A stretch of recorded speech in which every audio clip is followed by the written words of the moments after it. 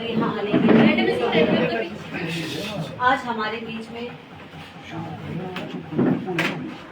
Congress party के हमारे national के प्रवक्ता श्री कुलदीप राठौर जी, जो पूर्व में हिमाचल प्रदेश कांग्रेस कमेटी के अध्यक्ष रहे हैं और वर्तमान में क्यूर कॉन्स्टिट्यूंसी के विधायक हैं। यहाँ पर उनके साथ कॉमरेड देशराज जी, जो सीपीआई से संबंध रखते हैं, तथा श्री सुरेश जी, जो सीपीआईएम से हैं। यहाँ पर उपस्थित मेरे कलीग श्री आकाश शर्मा जी, चंद्रशेखर जी, भाई अनिल सेन जी, देविंदर जी, धरवाल जी, जो पार्षद योगा मेरे साथ म्यूनिसिपल कॉरपोरेशन में पार्षद, आप सबका भी आज की इस प्रेस वार्ता में मैं हार्दिक स्वागत करती हूँ, नंदन करती हूँ और अभिनंदन करती हूँ।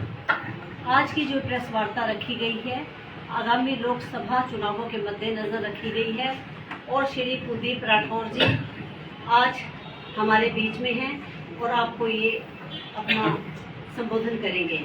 मैं अनुरोध करती हूँ श्री कुलदीप सिंह राठौर जी से कि वो अपने विचार यहाँ पर रखें। थैंक यू सर, नजदीक ठीक है। वेलकम फ्रेंड्स, बहुत दिनों बाद आप लोगों से रूबरू होने का मौका मिला। बहुत लोग हैं जो मेरे परिचित हैं और आज बहुत अच्छा लगा क्योंकि प्रदेश अध्यक्ष के रूप में काफ़ी बार मैं आप लोगों के बीच में आया, आप लोगों से बात की। आज पहली बार कांग्रेस पार्टी का राष्ट्रीय प्रवक्ता बनने के बाद आप लोगों से बात करने का मौका मिला। कल देश के प्रधानमंत्री माननीय श्री नरेंद्र मोदी जी हिमाचल आ रहे हैं, मंडी आ रहे हैं। चुनाव का समय जाहिर है, वो चुनाव प्रचार के लिए आ रहे हैं। हम उनका यहाँ स्वागत करते हैं क्योंकि वो चुनाव प्रचार के लिए आ रहे हैं। निश्चित तौर पर कुछ प्रश्न जनता के जहन में, हमारे जहन में, वो हम उनसे पूछना चाहेंगे क्योंकि पिछली बार भी जब वो चुनाव के सिलसिले में प्रदेश में आए, मंडी में आए, सेको बड़ी की तारीफ करके चले गए, कांगड़ा में मदिरा की तारीफ करके चले गए और शिमला में सीटों की तारीफ करके चले गए। जो वायदे उन्होंने देश की जनता से किए थे या प्रदेश की जनता से किए थे, विपक्षी दल होने के नाते हम लोगों का दायित्व तो बनता है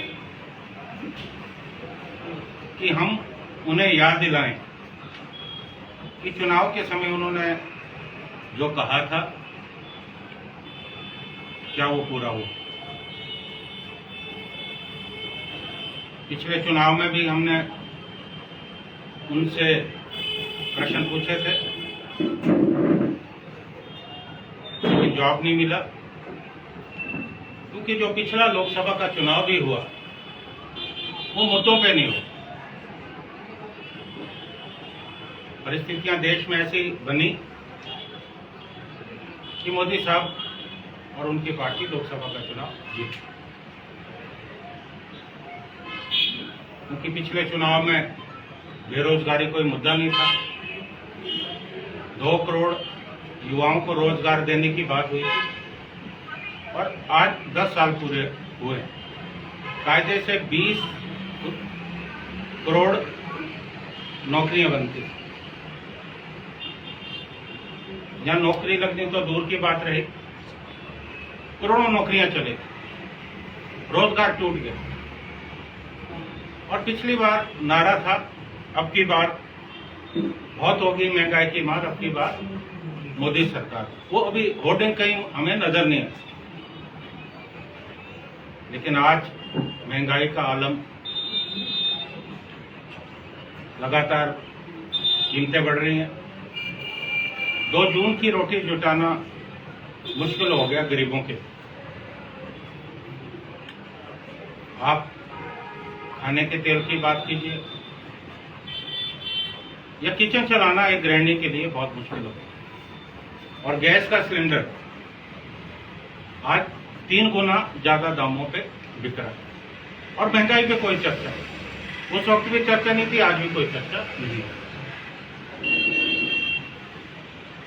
देश में काला धन लाने की बात हुई थी, आज कोई चर्चा नहीं। किसानों और बागवानों से अहम वादे किए गए थे, उस पर कोई चर्चा नहीं। और पिछले चुनाव में जो पुलवामा की घटना हुई, उसके बाद चुनाव के पूरे हालात बदले। और आज तक हमें इस बात का जवाब नहीं मिला कि जो पुलवामा की घटना हुई, उनकी विपक्षी दलों ने सबसे मांग की कि उस घटना के पीछे कौन लोग हैं। ये बहुत बड़ा खुफिया तंत्र की सफलता थी, इंटेलिजेंस फेल्योर था। अगर कोई और देश होता तो प्रधानमंत्री, गृह मंत्री त्याग पत्र देने पर मजबूर होते, लेकिन उसे चुनाव का मुद्दा बनाया और फिर बालाकोट। और आज वही मूलभूत प्रश्न जिसका जवाब जनता को नहीं मिला। किसानों की आय दोगुनी करने की बात हुई। ये तो इस देश में काला कानून लेकर आए थे। बड़े बड़े पूंजीपतियों के, उनके बड़े बड़े पूंजीपति जो है, उनका हाथ था उनके दबाव में। लेकिन जिस तरह से किसानों ने विरोध किया, तमाम विपक्षी दलों ने विरोध किया, वो काला कानून वापस लेना था। और शायद उसमें हिमाचल में जो 4 उपचुनाव हुए और उन उपचुनाव में भारतीय जनता पार्टी की जो हार हुई, वो भी एक दबाव था। उस समय पेट्रोल और डीजल के दाम भी कम हुए। आज अंतर्राष्ट्रीय मार्केट में डीजल और पेट्रोल, जो कच्चा तेल है, क्रूड ऑयल है, दाम जो है बहुत कम है, लेकिन फायदा जनता को नहीं मिल रहा है। मैं बागवानी क्षेत्र से आता हूं, खुद भी बागवान हूं। और हमारा जो मंडी संसदीय क्षेत्र है, यह सेब पैदा होता है। हमारे जो पूर्व मुख्यमंत्री हैं, विपक्ष के नेता हैं, उनके क्षेत्र में भी सेब पैदा होता है। प्रधानमंत्री जी ने घोषणा की थी कि जो विदेशों से सेब आता है, आयात शुल्क 50% था, उस शुल्क को हम 100% करेंगे। आज तक हमें इंतजार है। और अभी जब प्रधानमंत्री जी अमेरिका गए, वहां के राष्ट्रपति से, वहां की सरकार से उनकी बातचीत हुई और पता नहीं क्या सौदा हुआ। सबसे पहला काम उन्होंने देश में आके किया कि आयात शुल्क 50 से घटाकर 30% कर। और उससे क्या हुआ कि विदेशों से बड़ी बड़ी खेपें जो है सेब की हमारे देश में आई और हमारे दाम गिरे। और एक मुद्दा जो मैंने विधानसभा में भी उठाया कि अफगानिस्तान के रास्ते अवैध रूप से ईरान का सेब आ रहा है, क्योंकि अफगानिस्तान के साथ हमारा समझौता है। लेकिन ईरान का सेब जो है अवैध रूप से हमारे देश में आ रहा है। और सीए स्टोर, क्योंकि किसान और बागवान सीए स्टोर में सेब रखते हैं, अपनी फसल रखते हैं, ये सोचकर कि ऑफ सीजन में अच्छे पैसे मिले। क्योंकि बाहर से इतनी मात्रा में सेब आया कि लगभग औने पौने दामों में जो है सेब बिक रहा है। आज हमारी बागवानी खतरे में। जीएसटी, हमारे जो कृषि उत्पाद है या दूसरे जो हमारी दवाइयां हैं, फंगासाइड, पेस्टिसाइड उस पे, और ऐसी रोजमर्रा की चीजें, दही दूध, वहां भी जीएसटी लग रहा है।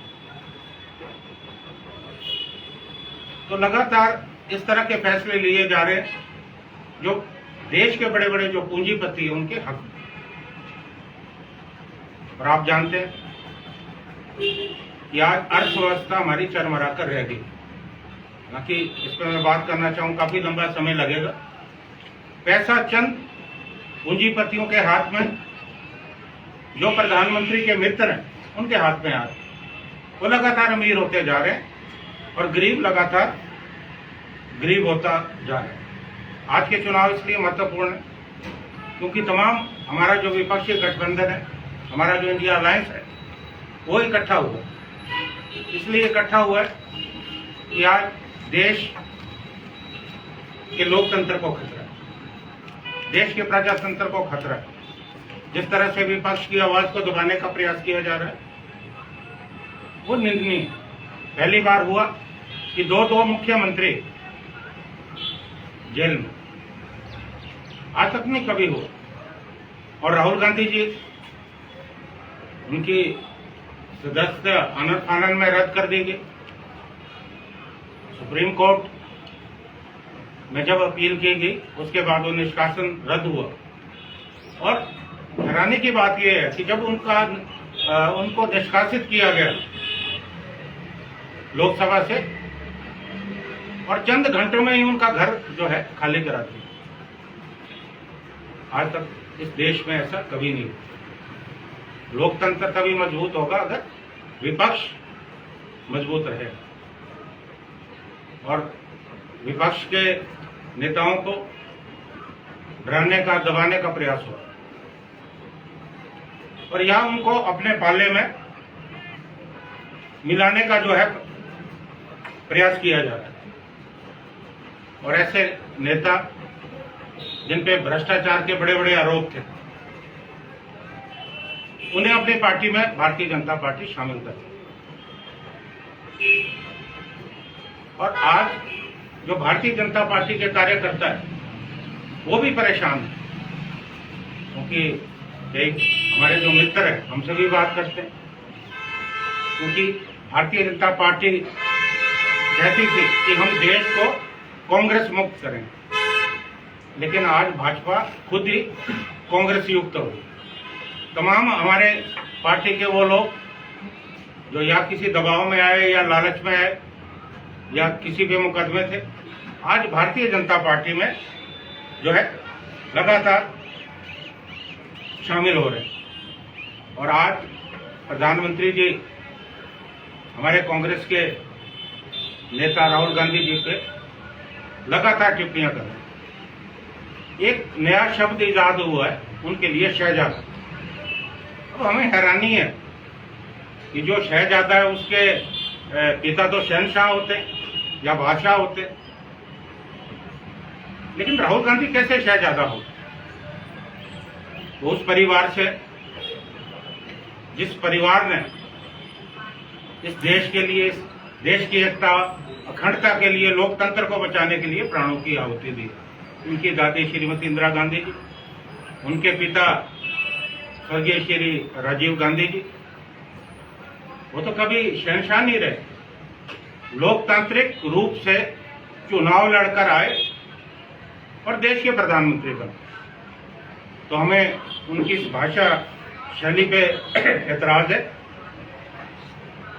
और एक बात बार बार प्रधानमंत्री जी और उनके तमाम जो सहयोगी हैं वो कह रहे हैं कि अगर कांग्रेस या इंडिया गठबंधन चुनाव जीतेगा तो पाकिस्तान में खुशियां, पाकिस्तान में जो है लोग खुशियां मनाएं। अब इस बात पे मुझे बड़ी हैरानी, ये तो मान चुके कि वो चुनाव जो है जीत रहे हैं, लेकिन खुशियां किस बात? और पाकिस्तान प्रस्त कौन है? कांग्रेस का कोई प्रधानमंत्री पाकिस्तानी है। कभी जवाहरलाल नेहरू पाकिस्तानी के, जब कबायलियों ने हमला किया श्रीनगर में, उनको खदेड़ा गया। लाल बहादुर शास्त्री कभी पाकिस्तानी के। उनके समय में ये जरूर है कि हमारी सेनाएं लाहौर तक पहुंच गई थी। श्रीमती इंदिरा गांधी कभी पाकिस्तान नहीं गई। 1971 की जो जंग हुई, पाकिस्तान के 2 टुकड़े हुए, 90,000 फौजी पाकिस्तान के जो है उन्होंने आत्मसमर्पण किया, वो कभी पाकिस्तान नहीं गए। राजीव गांधी कभी पाकिस्तान नहीं गए, मनमोहन सिंह कभी पाकिस्तान नहीं गए, नरसिम्हा राव कभी पाकिस्तान नहीं गए। पाकिस्तान गया कौन? अटल बिहारी वाजपेयी। वो बस लेके लाहौर पहुंचे और उधर से कारगिल में जो है पाकिस्तान में घुसपैठ की। या प्रधानमंत्री मोदी जो बिन बुलाए बिरयानी खाने पाकिस्तान पहुंचे। अब आप बताइए पाकिस्तान ट्रस्ट कौन है, हमें या भारतीय जनता पार्टी? इसका उत्तर दे।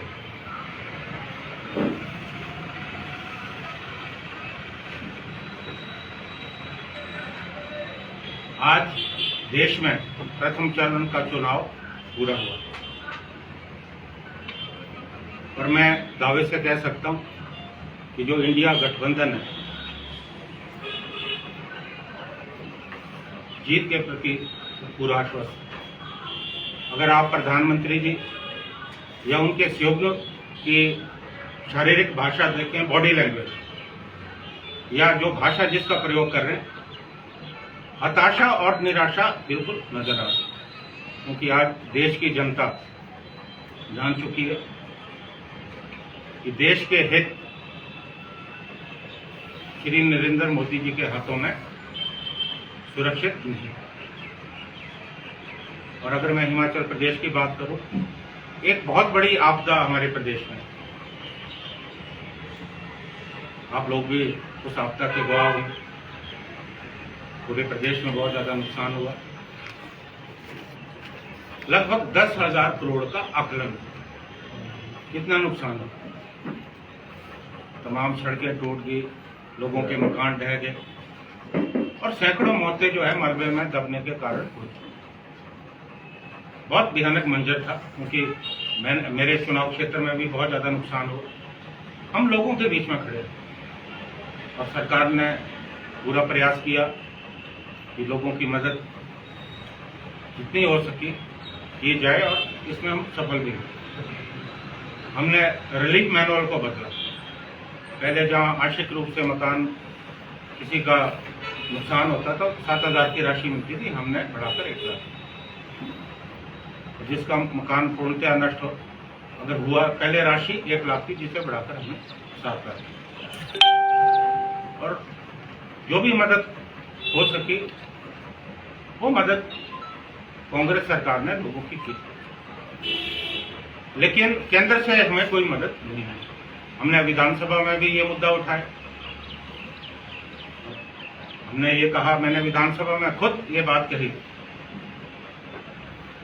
जो हमारे पूर्व मुख्यमंत्री जयराम जी, कि आप और हिमाचल के तमाम सांसद, उनमें हमारी भी एक सांसद है, कि आप सब मिलकर प्रधानमंत्री जी के पास जाइए और हिमाचल के लिए विशेष पैकेज की आप मांग करें। आपने गुजरात में किया, आपने उत्तराखंड में भी मदद की, आपने उत्तरी पूर्वी राज्यों में भी मदद की, तो हिमाचल भी भारतीय गणराज्य का हिस्सा है। लेकिन कोई नहीं गया। या तो ये मोदी साहब से डरते हैं या ये गंभीर नहीं। और हिमाचल का हक बनता है। हिमाचल का, हमारे लोगों का देश की सुरक्षा में बहुत बड़ा योगदान रहा। जब जब इस देश पे हमले हुए, हमारे प्रदेश के जवानों ने अपने प्राणों की आहुति दी। हम पर्यावरण की सुरक्षा करते हैं, लेकिन हमें कुछ मिला नहीं। और अनुराग ठाकुर जी का मैं बयान पढ़ रहा था, जेपी नड्डा साहब भी यही कह रहे हैं कि हमने हिमाचल की बहुत मदद की। अनुराग ठाकुर जी तो एक, उन्होंने जो आज कहा कि 1,762 करोड़, ये उनका आंकड़ा। मैंने विधानसभा में भी ये बात कही, ये कौन सा पैसा है? केंद्र नीति योजनाएं भी चल रही है, उन्होंने उस पैसे को भी उसमें जोड़ दिया। मैंने विधानसभा में श्वेत पत्र की मांग की कि आप श्वेत पत्र जारी करें कि हिमाचल प्रदेश की जो मदद की है आप श्वेत पत्र लेके आए ताकि लोगों को पता लग सके। तो आज तक इस तरह की सूची नहीं आई। हमें आज भी श्वेत पत्र का इंतजार है। अगर वास्तव में इन्होंने हिमाचल की मदद की है तो भारतीय जनता पार्टी से हम मांग करते हैं कि श्वेत पत्र जो है जारी करें। हिमाचल प्रदेश में जो हुआ कि किस तरह से लोकतंत्र की हत्या करने का प्रयास हुआ, ये कोई नई बात नहीं है। मध्य प्रदेश में हो चुका है, महाराष्ट्र में हो चुका है और गैर कांग्रेसी सरकारों को गिराने का प्रयास किया था और हिमाचल में भी ये प्रयास हुआ। लेकिन मैं तमाम उन विधायकों को जो उस समय सरकार के साथ खड़े रहे यहाँ बधाई देना चाहता हूँ।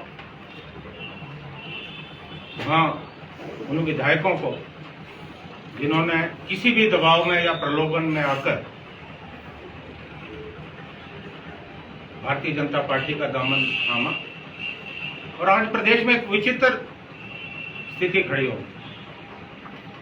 जो कांग्रेस के विधायक थे भाजपा में शामिल हुए और वहां चुनाव लड़े और मैंने देखा है कि जो भाजपा के स्थापित नेता हैं उन चुनाव क्षेत्रों में बहुत ज्यादा परेशान थे। और हिमाचल जैसा राज्य जहां हमेशा साफ सुथरी राजनीति रही, मुझे लगता है कि हिमाचल की जनता निश्चित तौर पे इन घटनाओं को लेकर बहुत गंभीर है और चुनाव में मुंह तोड़ जवाब मिलेगा। हम हिमाचल प्रदेश में बड़ी गंभीरता से चुनाव लड़ रहे हैं। कांगड़ा चुनाव क्षेत्र से कांग्रेस के बहुत ही वरिष्ठ नेता जो पूर्व में केंद्रीय मंत्री रहे हैं श्री नरेंद्र शर्मा चुनाव लड़ रहे हैं और बहुत मजबूत स्थिति। उसी तरह से मंडी चुनाव क्षेत्र से हमारे युवा नेता विक्रमादित्य सिंह चुनाव लड़ रहे हैं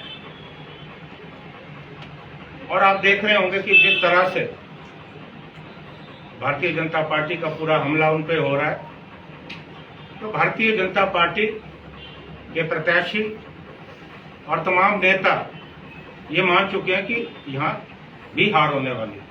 शिमला संसदीय क्षेत्र से मैं स्वयं हूँ, वहाँ भी कांग्रेस पार्टी बहुत मजबूत स्थिति में। उसी तरह से हमीरपुर में अनुराग ठाकुर जी के खिलाफ एंटी इनकम्बेंसी फैक्टर चल रहा है, सत्ता विरोधी रुझान है, वहाँ भी कांग्रेस पार्टी का प्रत्याशी अपनी बढ़त बना रहा है। मुझे पूरा विश्वास है कि हिमाचल प्रदेश में जहाँ हम 4 लोकसभा चुनाव जीतेंगे, वहाँ हम जो 6 चुनाव हो रहे हैं वो भी कांग्रेस पार्टी जीतेगी और देश में आज जो परिस्थिति बन रही है, निश्चित तौर पे इंडिया गठबंधन की सरकार जो है बनने वाली है। धन्यवाद। अब एनी क्वेश्चन आप पूछना चाहते ठाकुर साहब, जो 28 तारीख को मंडी में रैली होनी थी प्रियंका वाड्रा की, ठीक है, अब वो इसका स्थान चेंज कर दिया गया। अभी मुझे इसकी जानकारी नहीं। विपक्ष के नेता कह रहे हैं कि कांग्रेस को अंदेशा हो गया हुआ है कि जो जन सलाह यहाँ पे उमड़ेगा उसके डर से ही अपना वेन्यू चेंज कर रहे हैं। मैं अब उनके बयान पे मैं क्या टिप्पणी कर सकता हूँ, ऐसा नहीं है। देखिए, जो भी कार्यक्रम बनता है क्योंकि खाली उन्हें हिमाचल नहीं आना, दूसरे क्षेत्रों का भी दौरा करना है और वास्तव में मुझे जानकारी नहीं, लेकिन कार्यक्रम बन रहा है। कल मंडी में रैली होगी, निश्चित तौर पे पार्टी का बड़ा नेता है जी। प्रभाव जी, जहाँ जहाँ अभी जिन जिन राज्यों में चुनाव हो रहे हैं, कहाँ देख रहे हैं आप इंडी गठबंधन को? कहाँ तक जो है अभी तक जो है चुनाव हुए हैं, कहाँ जो है टिकी हुई है अभी तक इंडी? देखिए, मैं सबसे पहले उत्तर प्रदेश की बात करना चाहूँगा। उत्तर प्रदेश में कांग्रेस पार्टी बहुत मजबूत स्थिति में, हमारा जो गठबंधन है बहुत मजबूत स्थिति में। आप देखेंगे बहुत चौंकाने वाले नतीजे सामने आने वाले और जिस ढंग से राम मंदिर पे इन्होंने देश में सांप्रदायिक माहौल बनाने का प्रयास किया, लोग उसे निकाले। और आज अच्छा लगा कि चुनाव आयोग की भी जुबान खुली। आज चुनाव आयोग ने हिदायत दी भारतीय जनता पार्टी को कि आप देश को संप्रदाय और धर्म के नाम पे ना बढ़ाएं। ये बहुत बड़ी टिप्पणी है और मैं बधाई देना चाहता हूँ कि देर आए दुरुस्त आए। कांग्रेस की देवी टिप्पणी हुई है। नहीं, हमें कहा गया कि आप संविधान की बात ना करें, तो वो बैलेंस मेंटेन करना होता है। सर, अखिलेश यादव तो वहाँ पे 79 सीट का दावा कर रहे हैं। देखिए, अगर वो दावा करें तो उनके दावे में निश्चित रूप से कोई ना कोई दम है। अब मान रहे हैं कि एक ही सीट आ रही वहाँ पे बीजेपी को।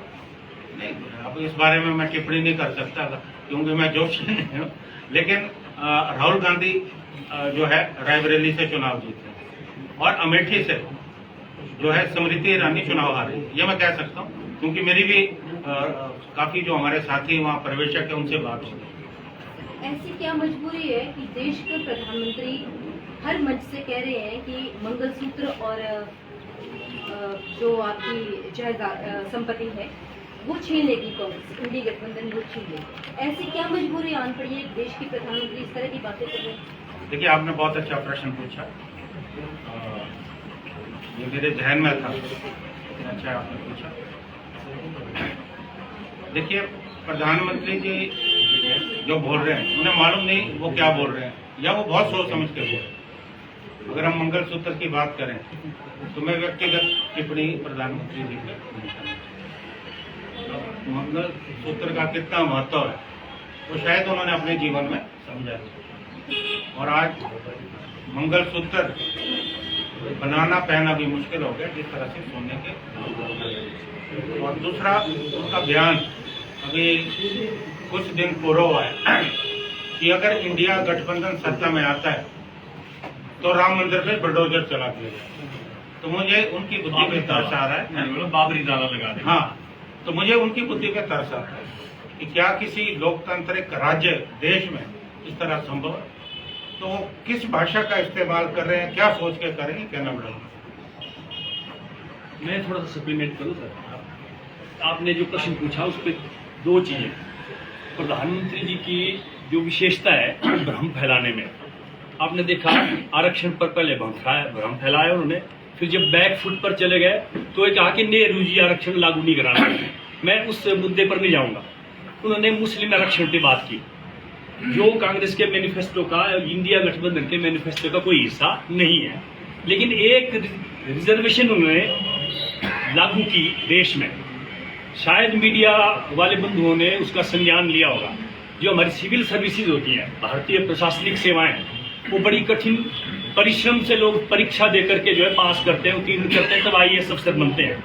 उन्होंने एक लेटरल एंट्री स्कीम शुरू की और उसमें लगभग 300 लोग अभी तक भर्ती किए जा चुके हैं बिना परीक्षा के। उसमें जो माननीय हमारे स्पीकर हैं लोकसभा के ओम बिरला, उनकी बेटी भी शामिल।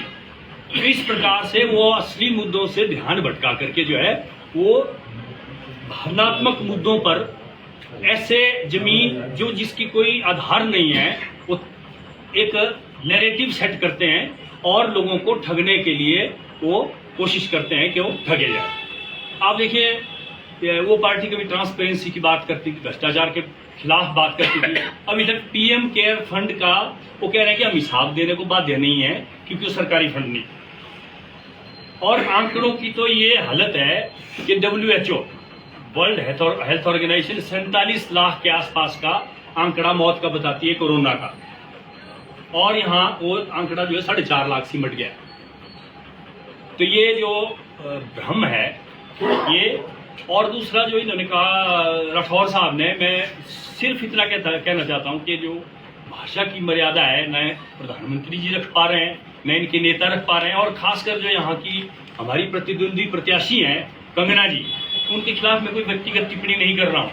लेकिन मैं ये जरूर बोल रहा हूँ कि politics is a serious affair and she is not serious enough to deal with this affair. वो बिल्कुल लुच्ची भाषा इस्तेमाल कर रही है, वो बिल्कुल तू तड़ाक पर उतर गई है और वो इस तरह की फब्तियां कस रही है, इस तरह से वो मजाक बना रही है लोकसभा के, जो परिपाटी के रूप में बड़े एक अच्छे चुनाव होते थे जिस पर व्यक्तिगत टिप्पणियां नहीं होती थी, तू तड़ाक नहीं होता था, गाली गलौच नहीं होता था, वो उस पर उतर आई है। तो हमें इसका खेद है, बहुत ज्यादा खेद है कि एक लोकतंत्र पे, हमारी लोकतांत्रिक प्रणाली पे बहुत बड़ा एक धब्बा है।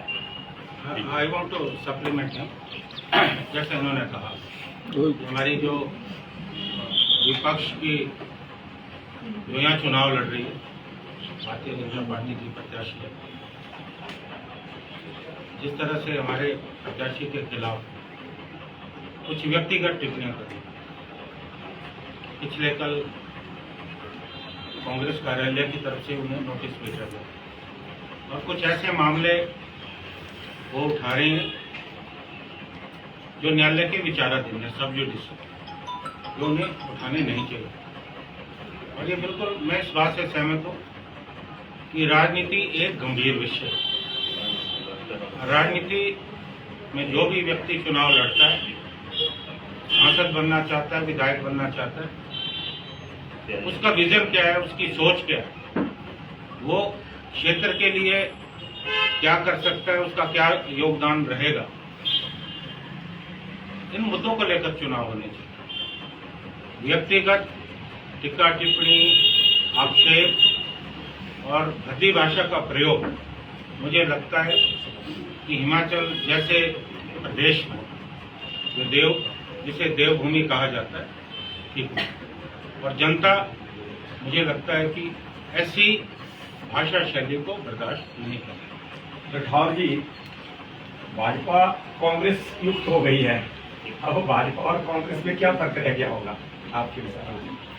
देखिए साहब, ऐसा है कि भाजपा कि अगर आप देखें कि कितने उनके जो सांसद हैं जो कांग्रेस पार्टी में, और जिन पे मुकदमे चल रहे हैं, अभी नवीन जिंदल उनके खिलाफ मामला चल रहा था, वो भारतीय जनता पार्टी में गए, उनके भ्रष्टाचार भी खत्म हो गया और उन्हें दूसरे दिन टिकट दे।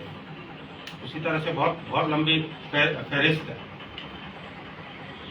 मुझसे एक आपकी की तरह मित्र है, उन्होंने एक प्रश्न पूछा कि भाजपा के किसी नेता का बयान आया कि कांग्रेस का जो जहाज है वो डूबने वाला है और उनके जहाज से लगातार लोग हमारे जहाज में आ रहे हैं।